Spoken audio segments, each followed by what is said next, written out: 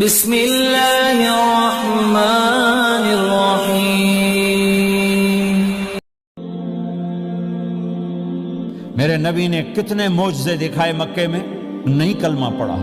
بدر میں ان کے 70 مارے گئے، فرشتوں کو دیکھا، جبریل کے گھوڑے کی آواز سنی، کلمہ نہیں پڑھا۔ خندق میں شکست ہوئی، کلمہ نہیں پڑھا۔ پانی نکلتے دیکھا، انگلیوں سے کلمہ نہیں پڑھا۔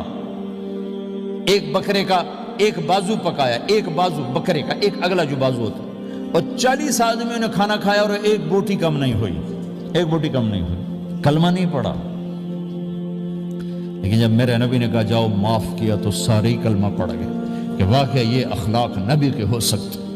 حنین کی جنگ میں جب بھاگے لوگ، شکست ہوئی، تو ایک صحابی کا بھاگتے ہوئے پاؤں ہمارے نبی کے پاؤں پر آیا، اور جوتا سخت تھا، تو آپ نے کہا اوجعتنی، اور آپ کے ہاتھ میں چھڑی تھی، آپ نے اس کو یوں ماری، کہا اوجعتنی، ارے تو نے مجھے کتنا زیادہ درد پہنچایا، دکھ پہنچایا۔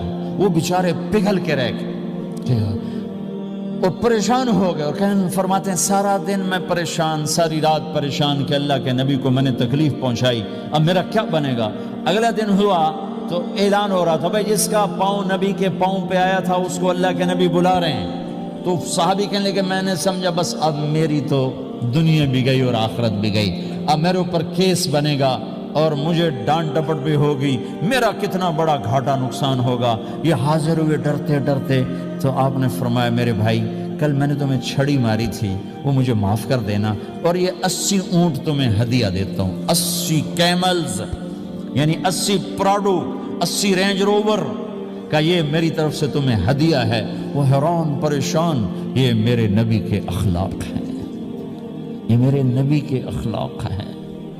کانٹے بچھانے والی نے 4 دن آنا چھوڑ دیا، بیمار ہو گئی تھی، تو آپ نے کہا کیا بات ہے، وہ ہمارے راستے میں اب کانٹے کوئی نہیں ہیں، کہا یہ وہ بیمار پڑی ہے جو کانٹے بچھاتے تھے۔ تو آپ اس کے گھر چلے گئے، ماں جی خیریت تو ہے، آپ ٹھیک تو ہیں؟ کہا بیٹا مجھے کلمہ پڑھا دے، بس تیرے اخلاق نے مجھے فتح کر لیا ہے۔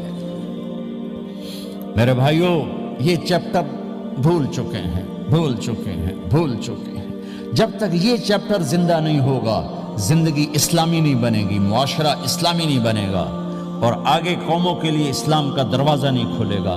ہمیں معاف کرنا آتا ہو، ہمیں گالی دینے والے کو دعا دینا آتا ہو، غیبت کرنے والے کی تعریف آتی ہو، اور غیبت کرنے سے، غیبت سننے سے اپنے آپ کو ایسے بچاؤ جیسے زہر سے بچاتے ہو، اسے آگ سے بچاتے ہو۔